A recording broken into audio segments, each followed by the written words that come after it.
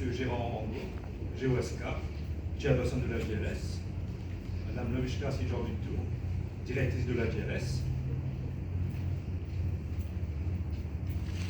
Mme Madame Dassain, directrice du FSL, Monsieur l'ancien juge Vinod Boulet, membre de la Law Reform Commission, augustes invités, bonsoir, et merci de nous faire l'honneur d'être présents en cette soirée. Une maladie sévit une latitude, qui n'est pas en une personne. Sournoise, elle s'infiltre dans toutes les strates de la société. Non, je ne pense pas ici au coronavirus, ni même à la variole du singe.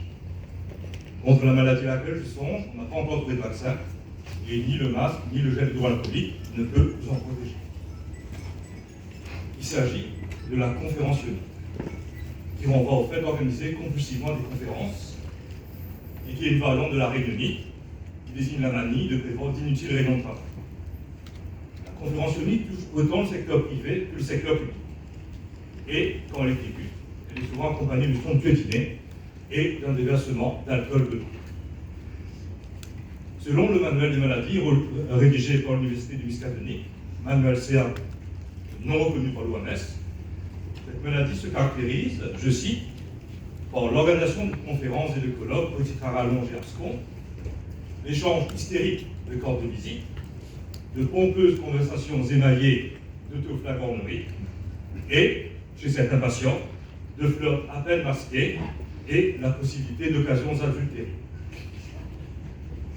Ainsi, la question se pose. Est-ce qu'une institution aussi respectable que la Law Reform Commission a été la énième proie de cette fourbe maladie par l'organisation du colloque sur le droit pénal qui a réuni en décembre 2021 des pénalistes de divers horizons? Eh bien, j'ose croire que non. Et je ne vous demande pas de me croire ce parler. Faites-vous votre propre opinion en parcourant le sacré colloque, le contenu duquel on vous dévoilera, spoiler tout à l'heure, en vous livrant le rapport de synthèse. Pour ma part, j'aimerais exprimer quelques remerciements. D'abord, je remercie le chairperson de la commission, M. Ganesh Ramdewa, et tous les membres du board, à savoir M. le juge Belcourt, M. Amin, M. Ritou, M. Varma, M. Koenig, M. Drabali et Mme Gunbut, pour l'ineffectif soutien qu'ils ont apporté à ce projet. Aucun ouvrage ne serait complet sans une préface digne de ce nom. Mais M. le secrétaire général, en dépit de son emploi du temps chargé, a eu la grande amabilité de rédiger la préface à cet ouvrage. Donc un grand merci à vous, M. Randall.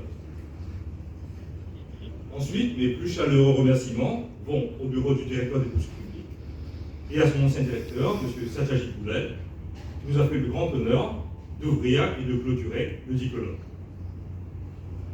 Mais également M. Niroua, qui a présidé un des panels et qui a géré les débats qui sont suivis de sa verve et de son flegme habituel. Et tous les autres officiers du bureau du DPP qui ont si brillamment intervenu, à savoir Mme Bibi Razia Jamudjan-Bokos, Mme Minachika Yanjoli Singh, ainsi que M. Jagannath Moulissanou. Je remercie aussi sincèrement l'ancien chef-juge, M. Eddie Balancy, qui n'a pas pu être des nôtres ce soir, qui, de par sa pédagogie légendaire, a su nous éclairer sur un sujet aussi épineux que la pluralité de temps. Toute ma gratitude va également à l'ancien juge Vinod Boulet, qui a eu la gentillesse d'accepter notre invitation à intervenir sur un sujet qu'il connaît si bien, qui est l'enquête judiciaire. Je remercie aussi la toujours très élégante Mme Dassain, qui a su nous réconcilier, nous autres juristes, avec la science, ce qui n'était pas une mince affaire. Merci également M. Mehdi Rakan, M. Yvan Jean-Louis et M. Andy Boucher du bureau du secrétaire général de s'être prêtés à un tel exercice. J'aimerais remercier particulièrement le professeur Romain Hollard, qui a eu la grande amabilité d'intervenir via Zoom et qui a toujours démontré un soutien indéfectible et qui a toujours été un partenaire de la commission. Je tiens aussi à remercier et à saluer mes deux officiers, Mlle Dan Devi-Soukar et Mme Nishita Devi-Orik-Bokol, qui viennent donner raison à Corneille, selon lequel, aux âmes bien nées, la valeur n'attend pas le nombre des années. De même que tout le personnel de la commission, et en particulier Mme Sarah London, dont le dévouement et le professionnalisme ont permis à cet événement de se dérouler sans encombre et d'offrir une expérience enrichissante à tous les participants. Enfin, un grand merci à la GLS, d'avoir permis que les interventions de colloque soient décomptées comme heure de CPD, et surtout à son président, M. Angot, et sa directrice, Mme Sigouin-Victou, d'avoir toujours si amicalement collaboré avec la commission. Donc à vous tous, un grand merci. Maintenant que les remerciements ont été exprimés, et que ce faisant, même si je ne me suis pas fait de nouveaux amis, du moins ne serais-je pas fait de nouveaux ennemis, je dirai quelques mots sur la publication de ces actes de colloque. Prononcer un discours est une chose. Vous pouvez vous laisser porter par l'ivresse du moment, vous laisser aller à quelques improvisations, titiller l'assistance pour quelques traits d'humour, gagner sa sympathie par votre éloquence, gagner son cœur par votre élégance, mais écrire un article en est une autre. Rédiger un document dont le destin est d'être publié est la marque suprême d'arrogance. Les anciens Grecs appelaient cela le vice, cette démesure qui était la chute de tant de héros tragiques. Nous pensons que nous avons des choses à dire qui méritent de survivre à notre nom. Nous allons coucher nos mots sur papier pour que d'autres aient la chance d'avoir accès à notre connaissance. Et pour ce faire, nous sommes prêts à ce qu'on abatte un pauvre arbre qui n'a rien demandé dans une forêt amazonienne, pour un paysan brésilien qui est sans doute sous-payé et exploité, privé de leur foyer des espèces animales en voie de disparition, fait fi de la consommation gargantuesque d'eau et de pétrole nécessaire à la transportation et à la fabrication du bois en papier jusqu'à chez nous, et bien entendu de l'empreinte carbone qui s'en dégage, et tout ça quand nous avons l'outrecuidance de croire en l'exceptionnalité de nos écrits. Cet exercice d'autoflagellation serait mortifère si elle était exempte de rédemption.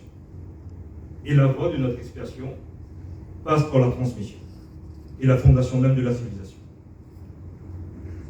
Quand Gutenberg invente l'imprimerie en 1450 dans son atelier à Mayence, il n'a sans doute pas conscience de déclencher ainsi la plus grande révolution que l'Homo sapiens, l'homme moderne, ait connue depuis la découverte du feu.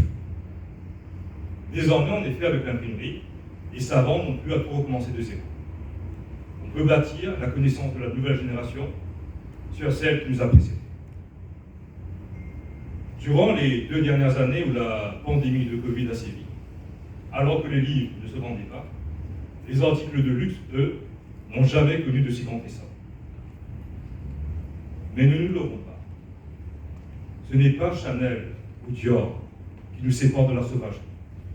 Ce n'est pas Balenciaga ou Gucci qui nous empêchent de sombrer dans la barbarie. Ce sont les livres. Ici, comme je l'ai dit plus tôt, les conférences sont monnaie courante à Maurice, elles ne donnent presque jamais lieu à des publications qui s'ensuivent. Et alors, tous les efforts déployés pour les intervenants durant les présentations, comme le dit de manière si mouvante le répliquant Raoul Bati dans Blade Runner, se perdront dans le temps, comme les larmes dans la mer. C'est la raison pour laquelle il a semblé si important à la Commission, si vital, de publier ces actes de colloque. Pour que le droit pénal ne soit pas le précaré de quelques spécialistes, mais soit accessible au grand public. Dans quel domaine du droit, je vous le demande, est plus important que celui qui est capable d'entraver la liberté du justiciable? Quel domaine du droit est plus anxiogène que celui qui met le citoyen face à des hommes en uniforme bleu qui le questionnent, et parfois, comme la presse aime à le relayer d'une de l'expression favorite, par un interrogatoire sérieux? Et enfin, quel domaine du droit nous en dit autant sur nous, sur nos convictions, sur nos croyances, sur le bien et le mal, et surtout sur la frontière poreuse qui existe entre les deux?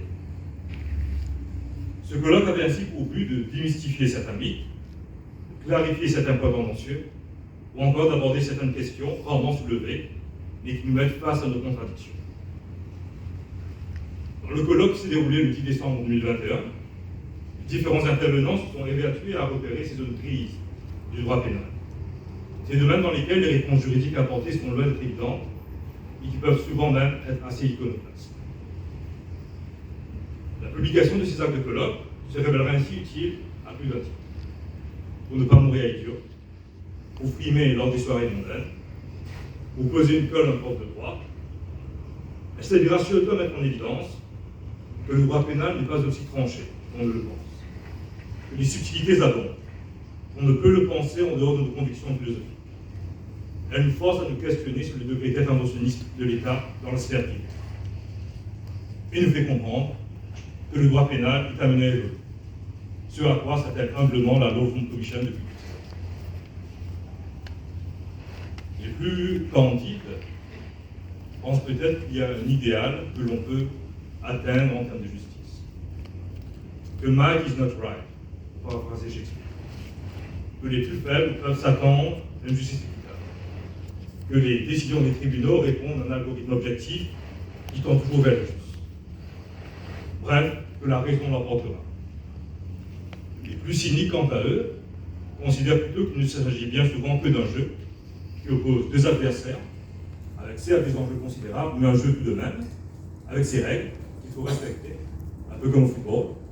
Mais comme au football, ce sont des règles qu'il convient de savoir enfreindre en toute discrétion, comme ce fut le cas avec la main de Dieu de Maradona. Mais si le VAR, le Video Assistant Referee, a son apparition dans le monde du ballon rond, tel n'est pas le cas dans les tribunaux. Les magistrats et juges ne peuvent compter que sur eux-mêmes et sur la bonne foi, ma foi toute relative, des plaideurs. Et c'est là que la compréhension du droit, dans ce qu'il a de plus technique, est primordiale. Ce à quoi s'attachent ces avocats. Les exemples que fournit cette publication témoigneront des limites de ces règles, et peut-être de ce que ces limites disent sur le droit, sur le législateur et sur nous-mêmes. Je vous remercie.